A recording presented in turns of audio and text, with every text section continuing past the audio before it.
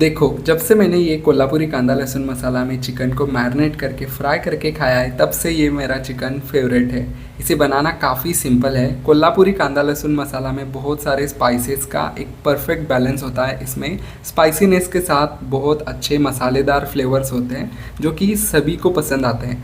इसे बनाना भी काफ़ी सिंपल है। चिकन में कांदा लहसुन मसाला ऐड करना है, दही, जिंजर गार्लिक पेस्ट, नमक, नींबू का रस, थोड़ा सा कश्मीरी लाल मिर्च पाउडर इसमें चाहे तो डाल सकते हो कलर के लिए, और इसे हल्का सा मैरिनेट करना है 10-15 मिनट के लिए। अब इसे शैलो फ्राई करना है इस तरह से, हल्का हल्का ऊपर से चार ना हो जाए और चिकन कुक ना हो जाए। ऊपर से बस नींबू निचोड़ना है और कांदा के साथ एंजॉय करना है। इसके साथ डिप की ज़रूरत ही नहीं है क्योंकि इतना ज़्यादा जूसी होता है।